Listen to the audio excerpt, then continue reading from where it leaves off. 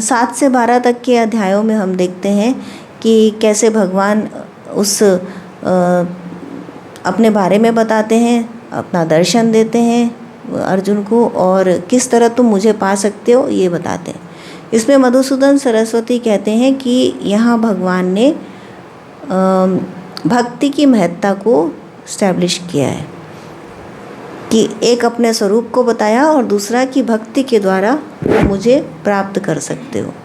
तो उसमें भक्ति इतने महत्वपूर्ण कैसे कर दिया कि भक्ति 2 तरफा काम करती है। एक तो जो भक्त है उसके अंतः मन की सफाई करती है कि जैसे ही आप भगवान का ध्यान करते हो किसी भी रूप में तो तुरंत अंतःकरण की शुद्धि होती। और दूसरे जब भक्ति की जाती है तो जो भजनीय है, जो भगवान है, उनके अंदर जो हमारा इमेजिनेशन में है, भक्त के इमेजिनेशन में जो भगवान है उसमें प्रकाश आता चला जाता है, उसका स्वरूप निखरता चला जाता है। तो दोनों तरफ भक्ति काम करती है और तब फिर अंत में भक्त और भगवान एक हो जाते हैं। तो भक्ति की महत्ता को इस प्रकार बताया गया है। और हमने देखा भी है कि पहले के अध्यायों में भी बीच बीच में भगवान ने कहा है कि जो मेरा ज्ञानी भक्त है वो सबसे ज़्यादा मुझे प्रिय है। तो इस तरह से हम 7वें, 8वें, 9वें, 10वें, 11वें, 12वें अध्याय में देखते हैं कि किस तरह से भगवान अपनी प्रकृति के बारे में बताते हैं, पर अपने स्वरूप के बारे में बताते हुए, अर्जुन के प्रश्नों का उत्तर देते हुए भगवान अपना विश्व रूप दर्शन करा के 12वें अध्याय में जो भक्ति योग ही है, पूरा 12वां चैप्टर किस तरह से बताते हैं कि किस तरह तुम मुझे भक्ति के द्वारा प्राप्त कर सकते हो। तो ये ब्रह्म स्वरूप का बहुत ही अतुलनीय वर्णन है भगवत गीता के अंदर। अब इसी वर्णन पर हम 7वें अध्याय से आरंभ करते हैं कि यहाँ भगवान क्या कह रहे हैं। ओम श्री परमात्मने नमः। अथ 7मोऽध्यायः। श्री भगवानुवाच मय्यासक्तमनः पार्थ योगं युञ्जनमदाश्रयः असंशयं समग्रं मां यथा ज्ञास्यसि तच्छृणु।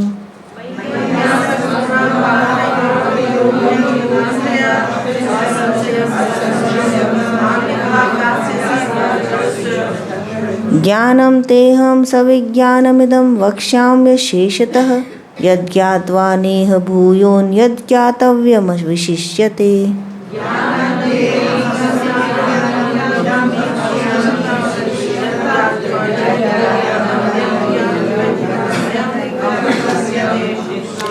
मनुष्याणां सहस्रेषु कश्चिद्यतति सिद्धये यततामपि सिद्धानां कश्चिन् मां वेत्ति तत्त्वतः।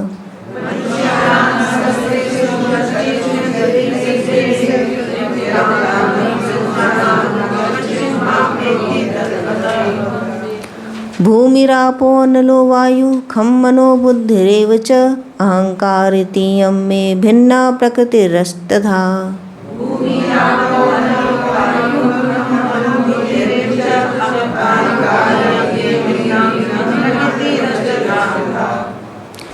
अपरेयमितस्त्वन्यां प्रकृतिं विद्धि मे परां जीवभूतां महाबाहो ययेदं धार्यते जगत्।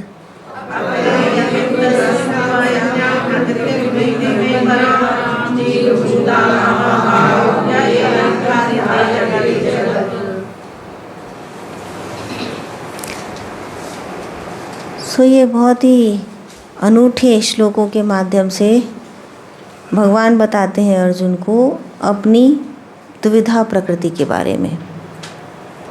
तो कैसे आरंभ करते हैं भगवान? यहाँ अर्जुन का प्रश्न नहीं है, उसने प्रश्न नहीं किया, फिर भी भगवान बता रहे हैं।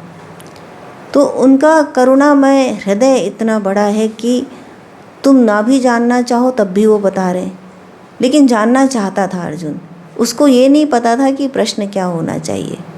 तो जहाँ प्रश्न नहीं आता है लेकिन भगवान देखते हैं कि भक्त उन्हें जानना चाहता है, उन्हें पाना चाहता है, उनमें मिलना चाहता है, तो भगवान बताते हैं। अब भगवान बताते हैं, भगवान सबको बताते हैं, लेकिन सुनेगा कौन? जो ज्ञानी है और जो भक्त है वही सुनेगा। बाकी लोग भगवान को कहते हैं कि तुम आना मत। जैसे द्यूत सभा हुई तो युधिष्ठिर ने कह दिया था भगवान से कि आप उस कक्ष में मत आइएगा, क्योंकि उन्हें भगवान का जो लीला थी वहाँ पर उसको पूरा करना था। और युधिष्ठिर जानते थे कि वहाँ कुछ अच्छा नहीं होने वाला। अब भगवान आएंगे तो फिर कैसे, तो या फिर उसकी बहुत सी व्याख्याएं हैं, उसकी बहुत सी समीक्षाएं हैं, अलग अलग पॉइंट ऑफ व्यू हैं कि किसी ने कहा कि युधिष्ठिर की बुद्धि भ्रमित हो गई थी तो उसने भगवान से आने मना कर दिया। कोई कहता है कि भगवान ने ही उसकी बुद्धि भ्रमित कर दी थी। तो अलग अलग पॉइंट ऑफ व्यू है, बट जो प्रॉब्लम थी वो ये थी कि उस कक्ष में भगवान को आने मना कर दिया गया। अब जब आने मना कर दिया तो कैसे आएंगे। पर ये एक हम बड़ी द्यूत कीड़ा के अंदर देखते हैं कि भगवान को आने मना कर दिया गया। पर ये छोटी छोटी द्यूत कीड़ा जो सबके जीवन में होती रहती है, वहाँ भी तो हम भगवान को आने मना कर देते हैं कि तुम मत आना। कैसे मना करते हैं कि उन्होंने कुछ कहा लेकिन हमने माना नहीं। वो बता रहे हैं कि तुम ये काम मत करो, पर हम नहीं मानते, हम अपने मर्जी से करते हैं। और फिर हम कहते हैं कि ईश्वर तुमने मेरे साथ ये क्यों किया। तो उन्होंने जो बताया है, जैसे भगवद गीता है हमारे पास, और भी अनेक शास्त्र हैं जिसमें जो बताया गया है कि do this and don't do this, तो क्या हम उसको फॉलो करते हैं? नहीं करते हैं। तो फिर इसका अर्थ क्या हुआ कि हम, वो कह रहा है पर हम उसको सुन नहीं रहे, है ना। तो यहाँ पर भगवान बिना पूछे बता रहे हैं अर्जुन की। लेकिन अर्जुन एक ऐसी जीवात्मा है जो उसी रथ पर खड़ा हुआ भगवान को देख रहा है, उनसे प्रश्न कर रहा है, वो जानना चाहता है। उसके दुख ने उसको उस जगह पर लाके खड़ा कर दिया कि वो हाथ जोड़ के खड़ा है और अंत में कहता है करिष्ये वचनम तव, कि तुमने जो कहा मैं वो करूँगा, और वो करता भी है। तो ये एक बहुत ही आइडियल सिचुएशन है कि जो हमको करना चाहिए, कि भगवान कह रहे हैं उनकी वाणी को हमें सुनना चाहिए, ठीक है ना। क्योंकि हम किसको माने, किसके सुने, हमको जब तक सबूत ना मिले कि ये सत्य कह रहा है तब तक हम उसकी बात क्यों माने। पर ये तो भगवद गीता कह रही है, जहाँ पर भगवान के मुख से निकली वाणी है। तो यदि हम तब भी उसको ना सुने तो तब क्या है, तब वही द्यूत कीड़ा का हॉल है जहाँ पर भगवान को आने मना कर दिया गया है। और उसके बाद जो होता है सबको मालूम है। तो भगवान कह रहे हैं मयि आसक्त मनः पार्थ योगम युञ्जन मदाश्रयः असंशयम समग्रम माम यथा ज्ञास्यसि तच्छृणु।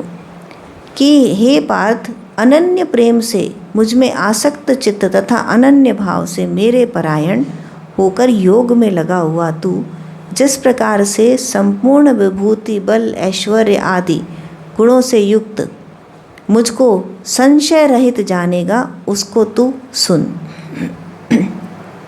अब यहाँ पर कितनी बातें कही भगवान ने, एक एक शब्द पर ध्यान दीजिए कि कितनी बातें कही भगवान ने। कि एक तो कहा कि अनन्य प्रेम से तू मुझ पर आश्रित हो, मैया सक्त मना, मेरा आसक्त मना, मुझ पर आसक्त मना। पार्थ योगम युञ्जन मदाश्रय, तो योग में लगा रहे और मेरे ही आश्रित हो, मेरे ही परायण हो प्रेम पूर्वक और मेरे ही आश्रित हो। तो इसमें दो बातें आती हैं कि एक तो हम भगवान के से प्रेम करें, उसका हम आश्रय लें, और दूसरी बात यह आती है कि अब यहाँ से तुम्हें संसार पर आश्रय छोड़ना होगा, क्योंकि तुमको यदि मुझे जानना है और तुम्हें इस दुख रूप इस संसार से मुक्ति पानी है तो तुम्हें मेरा ही आश्रय लेना होगा। ये बहुत बड़ी बात है, इसको समझने वाली बात है कि क्या हम भगवान को जानना चाहते हैं, क्या हम उसकी शरण जाना चाहते हैं, क्या हम संसार से मुक्ति पाना चाहते हैं। यदि ये प्रश्न हम अपने आप से करें तो साधारणतया लोगों का उत्तर यही आएगा कि नहीं, हम केवल संसार के सुख पाना चाहते हैं। हमारा जल्दी से गोल भगवत प्राप्ति नहीं होता। और ये भगवान आगे बताते भी हैं इसी अध्याय में। अभी तीसरे श्लोक में भगवान कह रहे हैं, मनुष्याणाम सहस्रेषु कश्चिद् यतति सिद्धये यततामपि सिद्धानाम कश्चन माम वेत्ति तत्वतः, कि हजारों मनुष्यों में से कोई एक मेरी प्राप्ति के लिए यत्न करता है। कि यत्न ही नहीं करता मेरी प्राप्ति के लिए कोई, तो यत्न किसके लिए करते हैं? कि संसार से जो दुख रूपी बाण हृदय में लग रहे हैं, हे प्रभु उन बाणों को तुम रोक दो। तो हमारी श्रद्धा कच्ची है, आधी है, और हमारा आश्रय भी कच्चा है, हमारा प्रेम भी कच्चा है। तीनों चीज़ें हम जितना भगवान से प्रेम करते हैं उससे ज़्यादा हम अपने परिवार, अपनी वस्तुओं, अपने संग्रह, अपने शरीर से प्रेम करते हैं। हम जितना भगवान का आश्रय लेते हैं उससे ज़्यादा हम मेडिकल साइंस का आश्रय लेते हैं, पैसे का आश्रय लेते हैं, पॉलिसीज़ का आश्रय लेते हैं, अपने परिवार के लोगों का आश्रय लेते हैं, मित्रों का आश्रय लेते हैं। हम जितना भगवान को पाना चाहते हैं उससे कहीं अधिक हम अपना परिवार, धन, जमीन, जायदाद, अपना शरीर पाना चाहते हैं। और उसके बाद यदि कोई विपत्ति आती है तो दोषी हम किसको ठहराते हैं? सबसे पहले उसको। तो इसलिए ये बात उसकी कही जा रही है कि किसको भगवान कह रहे हैं? भगवान सबको कह रहे हैं, लेकिन सुन कौन रहा है? केवल वही जो उसको पाना चाहता है। सुनता केवल उसी को है, बाकी लोगों को सुनता नहीं है। क्यों? क्यों नहीं सुनता? क्योंकि वो भगवान से योग नहीं कर रहे। योगम युंजन मदाश्रय, तुम मेरे से योग में लगे रहो, मुझ पर आश्रित होके, तब तुम्हें मेरी बात सुनेगी। तो उनका योग कहाँ है? उनका जुड़ाव कहाँ है? संसार में। अनुरक्ति कहाँ है? संसार में। तो सुन और दिख और स्वाद आ रहा है किसका? संसार का। सीधी बात है कि आप जो करते हो आपको वही मिलता है। तो निरंतर आप संसार का दोहन कर रहे हो, आपको वही पाना है तो आपको वही मिलेगा, और वो भी जैसे आपके कर्म होंगे उसके अनुरूप। पर यदि आपको भगवान को पाना है तो पूरा ध्यान, पूरा अटेंशन, सब कुछ, पॉइंट ऑफ अटेंशन उधर डायरेक्ट करना पड़ेगा। स्ट्रेट कहती है भगवत गीता, इसलिए भगवत गीता लोगों को कम पसंद आती फिर कहते हैं कि हमें समझ नहीं आती। समझ तो आएगी, सब लिखा है, पर लेकिन समझना चाहते नहीं हैं हम। ये भी तो हो सकता है ना कि हम बात कही जा रही है, हम उसको समझना नहीं चाहते, क्योंकि इजी वे आउट है कि हमने बस फूल पत्ते चढ़ाए और उसके बाद यदि कोई विपत्ति आई तो हमने दोषी भी उसी को ठहरा दिया। तो ये इजी वे आउट है। लेकिन जो गुरु के आश्रय होते हैं, जो भगवान के आश्रय होते हैं, उनको दुख नहीं आता उनके जीवन में। क्यों? और यदि आता है, जैसे कर्मों के चल रहे हैं संस्कार, तो वो दुख आता है, लेकिन फिर भी हम कहते हैं कि नहीं आता। दोनों बातें कैसे? क्योंकि तुम्हारे दुख को वो वहन कर रहा है, तुम्हें गोद में उठा के चलता है। तो दुख आता है, लेकिन किसको ज़्यादा दुख होता है? भक्त को या भगवान को? तो भगवान को ज़्यादा दुख होता है। वो रो रहे होते हैं तुम्हारे दुख में, पर तुम देखो तो, यदि उनका आश्रय करो, यदि उनके ऊपर समर्पण करो, यदि उनको प्रेम करो, तो तुम्हें दिखेगा कि तुमसे ज़्यादा वो दुखी हैं। क्यों दुखी हैं? कि तुमने किया क्यों नहीं जो मैंने कहा था, तो वो दुखी हैं। और अब तुम्हारे पे दुख पड़ रहा है तो उनको बहुत दुख हो रहा है। और फिर क्या करते हैं भगवान? कि गोद में लेके चलते हैं और निकल जाता है दुख, तो ऊपर ऊपर निकल जाता है। जो भक्त होता है उसको छूता नहीं है वो दुख। तो इस तरह से भगवान के अंदर करुणा और प्रेम का अथाह सागर है। तभी तो करुणा सागर कहते हैं ना भगवान को। लेकिन गलती किसकी है? जीवात्मा की। क्यों गलती? क्योंकि वो माया के अंदर मोहित हो रखा है। उसका पूरा प्रेम, पूरा मोह, पूरी श्रद्धा, सब कुछ अपने इस संसार पर है जो अनित्य है। तो असंशयम समग्रम माम यथा ज्ञास्यसि तत्शृणु, कि यदि तुम ऐसा करते हो, अनन्य प्रेम से, अनन्य श्रद्धा से, केवल मुझ पे ही तुम मेरे साथ ही योग करते हो, तो तुम संशय रहित होकर के मुझे जानोगे। मुझको संशय रहित जानेगा, इस बात को तू सुन, कि कोई संशय नहीं रहेगा। इस प्रकार जानेगा कि कोई संशय नहीं रहेगा कि भगवान है और कैसा हूँ ये भी, इसको भी तुम जानोगे। अब भगवान कहते हैं ज्ञानन्ते हम सविज्ञानमिदं वक्ष्याम्य शेषतः यद ज्ञात्वा नेह भूयोन यद ज्ञातव्यम वशिष्यते, कि यह बात मैं तुम्हारे लिए विज्ञान सहित, इस ज्ञान को विज्ञान सहित तत्व ज्ञान को पूरी तरह कहूँगा, जिसको जानकर संसार में कुछ भी जानने योग्य शेष नहीं रह जाता। एक बहुत ही प्रोमिनेंट क्वेश्चन उभर करके आता है, what is that bye knowing which all is known. ऐसा क्या ज्ञान है जिसको जानने के बाद कुछ भी जानना शेष नहीं रह जाता। यही श्वेत केतु से उसके पिता पूछते हैं, तो कि तुम पढ़ कर के आए अपने गुरुओं के आश्रम में, तो तुमने क्या जाना, तुमने क्या वो जाना जिसको जानने के बाद कुछ भी जानना शेष नहीं रह जाता। तो वो कहता है नहीं जाना। अर्थात वेद पढ़ने से, शास्त्र पढ़ने से वो ज्ञान नहीं आता। अब यहाँ ज्ञान और विज्ञान दो बातें कही भगवान ने, तो उसमें डिफरेंस क्या है? तो ज्ञान वही है जो शास्त्रों से, वेदों से मिलता है, या फिर जो आपकी नॉलेज है, जैसे आपने मेडिकल साइंस पढ़ा या इंजीनियरिंग करी तो जिसने मेडिकल पढ़ा उसको इंजीनियरिंग का नहीं पता, उसे बॉटनी का नहीं पता, जिसने बॉटनी पढ़ी उसको आर्ट और साइंस का नहीं मालूम। तो जो आपने नॉलेज गेन की, आपको सिर्फ उसी के बारे में पता है। जो ग्रेट म्यूजिशियंस हैं, जैसे हम हरिप्रसाद चौरसिया का नाम लें, फ्लूट वादक, बहुत सुंदर बांसुरी बजाते हैं, तो क्या वो इंजीनियरिंग जानते हैं? नहीं जानते।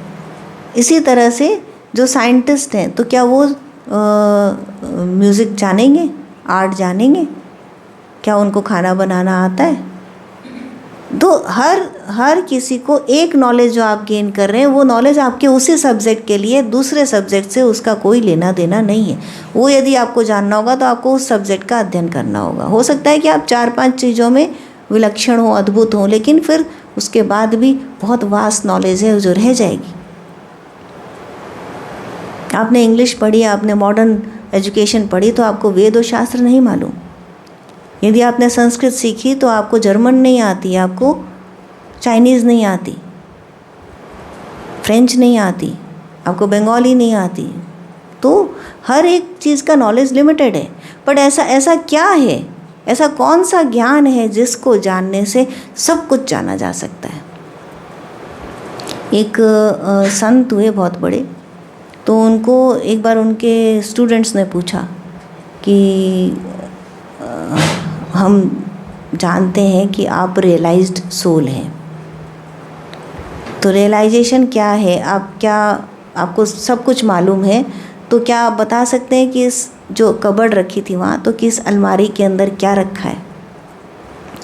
तो संत ने कहा, मैं ये नहीं बता सकता कि इस अलमारी में क्या रखा है, पर मैं ये बता सकता हूँ कि ये अलमारी और इसके अंदर का जो रखा हुआ सामान है, और जो तुम हो, जिसको पूछने वाला जो है, वो सब किससे बना है, वो सब क्या है, ये मैं बता सकता हूँ। तो यू नो, विज्ञान से क्या मिलता है? द एसेंस, सार। ज्ञान से क्या मिल रहा है? जो ऊपरी सतही जिसको ज्ञान कहते हैं, वो ज्ञान से मिल रहा है। और भगवान ने विज्ञान किसे कहा? कि जो शंकराचार्य, आदि शंकराचार्य इसको बताते हैं कि मेरा अनुभव, मेरा अर्थात परमात्मा का जो अनुभव है वह विज्ञान है। और इस विज्ञान शब्द को अलग अलग लोगों ने अलग अलग तरह से परिभाषित किया है। किसी ने कहा कि जो थ्योरेटिकल नॉलेज है वह ज्ञान है, और जो प्रैक्टिकल नॉलेज है वो विज्ञान है। तो किसी ने कहा कि जो पार्थ सारथी हैं वो इसकी अद्भुत व्याख्या करते हैं कि विज्ञान का अर्थ है अनुभव। किस तरह से? कि आपको कोई नॉलेज नहीं पता, आपको कुछ ज्ञान नहीं है, तो क्या है कि आप अज्ञान में हैं, किसी चीज़ का ज्ञान नहीं है। मान लीजिए आपको इंग्लिश नहीं आती, तो आप अज्ञान में, तो उसका ज्ञान कैसे मिलेगा? पढ़कर, सीख कर, सुन कर के। तो श्रवण के द्वारा आपको ज्ञान मिलता है। अब यदि उसकी अंडरस्टैंडिंग नहीं है, आपने सुन तो लिया, पढ़ लिया, सुन लिया, लेकिन अभी अर्थ नहीं उतरा अंदर, तब क्या किया जाता है? मनन, श्रवण मनन, रिफ्लेक्ट, उसको सोचा जाता है, उस पर समझा जाता है। तो मनन के द्वारा अंडरस्टैंडिंग डेवलप होती है। अब श्रवण हो गया, मनन हो गया, लेकिन फिर भी क्या है, जब तक आपने हाथी को देखा नहीं तब तक आपने हाथी को सुन लिया, पढ़ लिया, फोटो देख ली, मनन कर लिया, लेकिन फिर भी अधूरा ज्ञान है। तो पूर्ण ज्ञान कैसे होगा? जब आप उसको देख लेंगे, उसका अनुभव कर लेंगे, उसको छू लेंगे तब। तो ये कैसे होता है? अनुभव के द्वारा। और अनुभव को कैसे प्राप्त किया जा सकता है? अनुभव के ही द्वारा। तो निदिध्यासन, जब आप ध्यान साधना करते हैं, निदिध्यासन के द्वारा अनुभव प्राप्त होता है। तो श्रवण मनन निदिध्यासन के द्वारा यह विशिष्ट ज्ञान तक पहुंचा जा सकता है। ज्ञान से विज्ञान का सफ़र तय करने के लिए श्रवण मनन और निदिध्यासन तीनों आवश्यक है। तो भगवान का अनुभव जो विशेष ज्ञान है, भगवान कह रहे हैं कि मैं तुम्हें ज्ञान भी दूंगा और विज्ञान भी दूंगा। ज्ञान कैसे दे रहे हैं? ये जो बता रहे हैं, ये जो उपनिषद है भगवद गीता, यह ज्ञान है।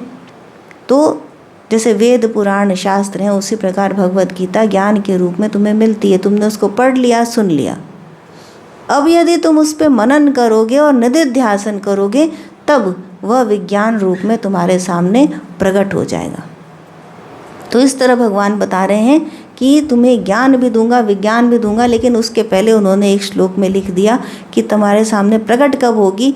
जब तुम्हें मेरा ही आश्रय होगा, जब तुम मुझसे ही प्रेम करोगे तब। तो निदिध्यासन केवल ऐसे नहीं कि हम अपने पर ही यदि हमने ध्यान लगाया और हम अपने पर ही आश्रित हुए, कि भगवान को पाने के दो तरीके होते हैं। यदि हम एक मोटा विभाजन करें, एक होता है कि स्वयं पर भरोसा करके, जो वेदांतिक व्यू है वो ये होता है कि स्वयं पर आधारित होकर कि आत्मा हमारे ही अंदर है और हम उस आत्मा का दोहन करें। तो हमने पढ़ा, गुणा और उस पर ध्यान किया और स्वयं पर आधारित होकर के हमने भगवान को प्राप्ति का प्रयास किया।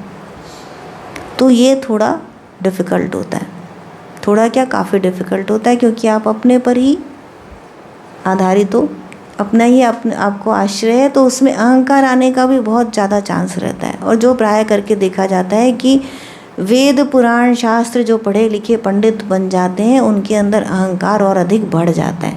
तो स्वयं का अहंकार, जीव का अहंकार बढ़ गया तो भगवान तो जैसे थे उससे भी विलुप्त हो गए। अब यदि भगवत आश्रय है, यदि भगवत बुद्धि है, यदि बुद्धि भगवान के चरणों में है, तब यदि पठन पाठन कर रहे हैं या ना भी कर रहे हैं, तब क्योंकि उसका आश्रय है तो शीघ्र प्राप्ति होती। तो ये दो विभाजन किए जा सकते हैं मोटे तौर पे भगवान को पाने के। तब इन्हीं दो विभाजनों के अंदर भगवान बताते हैं कि ज्ञानम तेहम सविज्ञानमिदं वक्ष्यामि यशेषतः, मैं तुम्हारे लिए ज्ञान और विज्ञान दोनों को संपूर्णता से कहूँगा, कुछ भी छुपाऊँगा नहीं। कभी कभी ऐसे गुरु होते हैं ना कि सारी बात नहीं बताई कि ये चेला मुझसे आगे न निकल जाए तो कुछ छिपा लिया। तो भगवान ऐसे नहीं है, वो कह रहे हैं मैं तुम्हें सब कुछ बताऊँगा और ऐसा बताऊंगा ज्ञान जिसको जानकर कुछ भी पाने योग्य शेष नहीं रह जाएगा। क्यों? क्योंकि तुमने भगवत तत्व को जान लिया, उस तत्व पदार्थ को जान लिया जिससे ये सब कुछ बना है। तो तुम्हारे जानने के लिए कुछ भी शेष नहीं रहेगा। कि जैसे मान लीजिए आपने स्वर्ण को जान लिया, आपने स्वर्ण को हर प्रकार से जान लिया कि क्या है स्वर्ण, तब अब उससे कोई आभूषण बन रहा है, यदि वो ईयरिंग बन रहा है या नेकलेस बन रहा है या चूड़ी बन रहा है, पर आपको पता है कि क्या है ये स्वर्ण है, तो आपने एसेंस को जान लिया। यदि आपने मिट्टी को जान लिया तो मिट्टी से चाहे घड़ा बन रहा है या गिलास बन रहा है या टूट रहा है, बिखर रहा है, आपको पता है कि क्या है यह मिट्टी है। तो वो नज़रों में उतर जाता है, वह दिल में उतर जाता है। पानी से, जब सागर है तो पानी से लहर उठती है, बूंद उठती है, ऊपर जाती है, हम अलग अलग विभाजन करते चले जाते हैं कि ये लहर है, ये बूंद है, लेकिन क्या है तो वो सागर का ही अंश ना। तो उस भाव को जब वो अंदर हृदय में उतर जाता है, उसे ही रियलाइजेशन कहते हैं। तो भगवान कह रहे हैं कि मैं तुम्हें संपूर्णता से सब कुछ बताऊंगा एंड यू विल नो, इसमें कोई संशय नहीं है। मनुष्याणाम सहस्रेषु कश्चिद् यतति सिद्धये यततामपि सिद्धानाम कश्चन माम वेत्ति तत्वतः। पर ये ऐसा ज्ञान है, भगवान कहते हैं कि जो मनुष्यों में, हजारों मनुष्यों में एक मुझे पाने के लिए प्रयास करता है, और ऐसे यत्न करने वाले योगियों में से भी कोई विरला ही एक मुझे उस तत्व रूप से पूरी तरह से जानता है। तो नंबर बहुत कम है, परसेंटेज बहुत लेस है। तो पहले तो मनुष्य जो योनि है वही मुश्किल से मिलती है, कि सबसे पहली बात है मनुष्य योनि का मिलना, मनुष्य रूप में जन्म लेना। तो किस लिए मिलती है मनुष्य योनि? अपने स्वरूप को ही प्राप्त करने के लिए ही मिलती। मनुष्य योनि का प्रयोजन यही है कि तुम स्वयं को जानो। तुमको सारे उपकरण दे दिए, अब इस पर काम करो और अपने आप को जानो। तो मनुष्य योनि मुश्किल से मिली। अब मनुष्यों को देख लीजिए जरा अपने आसपास, क्या कर रहे हैं वो लोग। तो उस मनुष्य योनि में भी जो अधिकांश मनुष्य है वह इस अनित्य संसार को नित्य करने के प्रयास में लगा रहता है कि जो कुछ है बस वो परमानेंट हो जाए, भगवान तुमसे और कुछ नहीं चाहिए, ये दे दो आज के दिन भगवान, तुमसे और कुछ नहीं मांगेंगे, अब इतना हो जाए बस, उससे ज़्यादा और कुछ नहीं।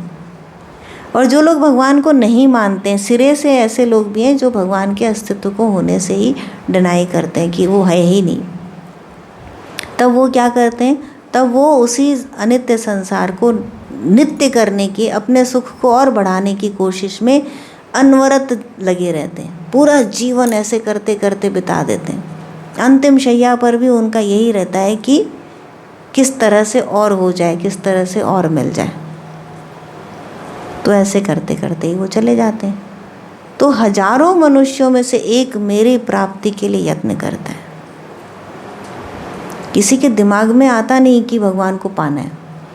अब बहुत कम लोगों के दिमाग में ये आता है, मन में ही आता है, हृदय में आता है कि भगवान को प्राप्त करना है, लेकिन फिर भी वो उसके लिए यत्न नहीं कर पाते। करते हैं तो पूरा नहीं हो पाता।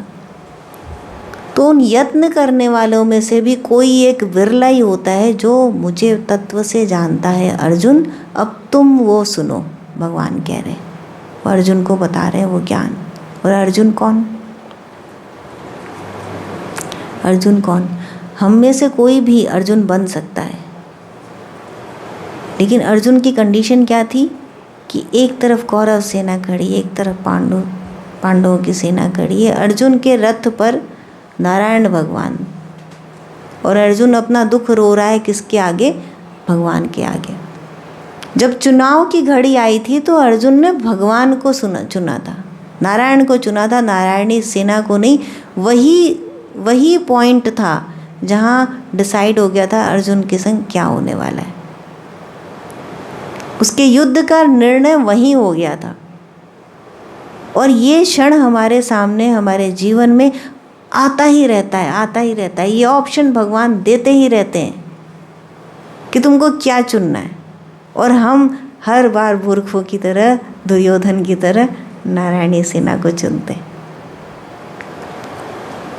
क्योंकि यदि हमने एक बार भी नारायण को चुना होता तो हम सुन रहे होते भगवान क्या कह रहे हैं। तो मनुष्याणाम सहस्रेषु कश्चिद् यतति सिद्धये यततामपि सिद्धानाम कश्चन माम वेत्ति तत्वतः।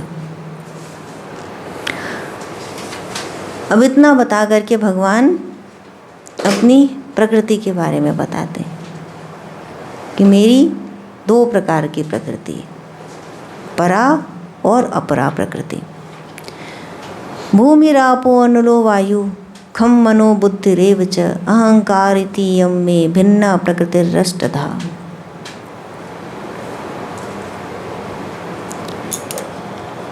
अपरियेमितस्त्वान्या प्रकृतिम विद्धि में पराम जीवभूतां महाबाहो ययेदं धार्यते जगत। तो पृथ्वी, जल, अग्नि, वायु, आकाश, ये 5 जो हैं ये तन मात्रा के रूप में इस श्लोक में आए हैं।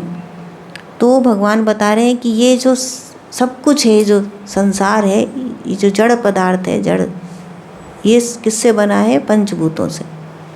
और जो चेतन है वो भी इन्हीं से बना है। तो जो ब्रिक है वो यही है।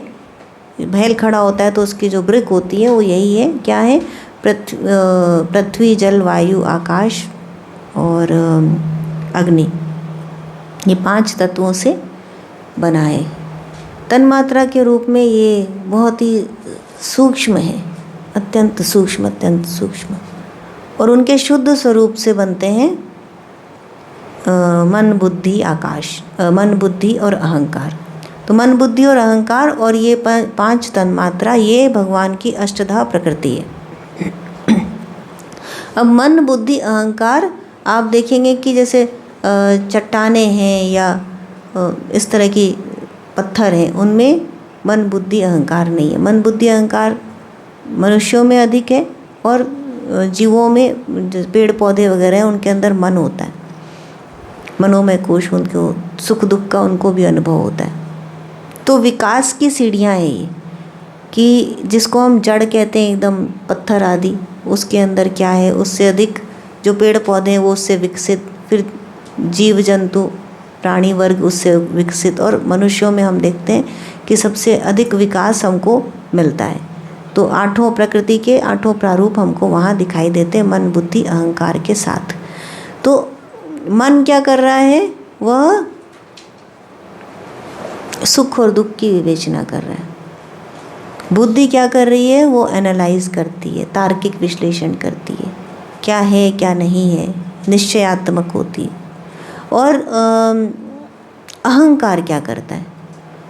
तो सबसे बड़ा काम अहंकार का ही है। अहंकार करता है वो इस सब को जोड़ देता है। जो 5 तत्व हैं इनसे सब कुछ बनता है, जड़ जिसको हम कहते हैं। हमारा शरीर भी इसी 5 महाभूत से बना है। तो केवल शरीर है, जैसे प्राण निकल जाते हैं तो जो शरीर रह जाता है उसमें, और बाकी का जो हम जड़ प्रकृति कहते हैं उसमें कोई अंतर नहीं, वो भी पंचभूत से बनी है, भी पंचभूत से बना है। अब यदि उसके अंदर मन, बुद्धि, अहंकार का समावेश होता है तो अहंकार का काम क्या है? सबसे पहले कि यह शरीर मेरा है, यह मन मेरा है, यह बुद्धि मेरी है, यह हीरे जवाहरात मेरे हैं, यह परिवार मेरा है, यह संपदा मेरी है और यह मैं हूँ। यह काम करता है अहंकार। तो अहंकार के ही महत् तत्व से ये सब कुछ का निर्माण होता है, ऐसे देखा जा सकता है। और ये जितनी भी अष्टधा प्रकृति है, ये क्या है? इसको आदि शंकराचार्य बताते हैं कि यह अशुद्ध है, यह संसारोन्मुख करा देती है, यह पतन का कारण है। ये जो अष्टधा प्रकृति है ये नीचे की तरफ लाती है। क्यों? क्योंकि इसके संग अहंकार जुड़ता है और वो नीचे की तरफ लाता है। इसी प्रकृति के से अटैचमेंट होता है ना हमारा। अहंकार क्या करता है? अटैच कर देता है, जोड़ देता है। तो क्योंकि हम जुड़ते जाते हैं किससे? अपने शरीर से, अपने कपड़ों से, अपने परिवार से, अपने मन से, अपने उपलब्धियों से जुड़ते चले जाते हैं, तो इसलिए हम उधर नहीं जुड़ पाते। जो चेतन स्वरूप है, जो भगवान की परा प्रकृति है, भगवान कहते हैं इसके बाद तुम मेरी परा प्रकृति को जानो, जो चेतन शक्ति है मेरी, और जिससे ये सब कुछ धारण हो रहा है, जिसके जो चेतन प्रकृति अंतर्निहित है, इस सब के अंदर निहित है, सबके अंदर, चाहे वो जड़ हो या चेतन हो, सबके अंदर मेरी प्रकृति निहित है। जीवभूतां महाबाहो ययेदं धार्यते जगत। हे महाबाहो, दूसरे, इससे दूसरी को जिससे संपूर्ण जगत धारण किया जाता है, मेरी जीव रूपा परा अर्थात चेतन प्रकृति को तू जान कि यह मेरी जीव रूपा परा चेतन प्रकृति है। जिससे जीव रूपा अर्थात जिससे जीवन है, जो जिया जाता है वह जीवन। जीवन को पहचानिए कि जीवन क्या है। जीवन केवल उतना नहीं जैसे आप समझते हैं कि हम जीवित हैं, जी रहे हैं। जीवन उससे कहीं अधिक सूक्ष्म है कि जैसे आप भोजन कहा जाता है, क्रिया है ये भोजन, तो भोज्य पदार्थ का भोजन होता है। उसी तरह जीव जीवन कि जिसके अंदर ये है, जो उसकी क्या है, भगवान की चेतन शक्ति है। पर चेतन शक्ति कहाँ है? हमको लगता है कि हम जी रहे हैं, हम सांस ले रहे हैं, हम सोच रहे हैं, हम बुद्धि है हमारे अंदर। मनुष्य के अंदर सबसे बड़ा अहंकार कि मैं हूँ, मैं क्या हूँ, मैं मनुष्य हूँ। तो हमको लगता है जो जड़ पदार्थ है इसके अंदर जीवन नहीं है। लेकिन भगवान क्या कह रहे हैं? मेरी चेतन शक्ति सबको धारण किए एक ही तरह से। तो वो जो जड़ पदार्थ है वो चलता फिरता क्यों नहीं, वो सांस क्यों नहीं लेता, वो सोचता क्यों नहीं? क्योंकि उसके अंदर मन, बुद्धि और अहंकार नहीं है। वो पंच तत्वों से बना है, अष्टधा प्रकृति का। मन, बुद्धि और अहंकार अभी नहीं है, तुम्हें दिखाई नहीं दे रहा है। लेकिन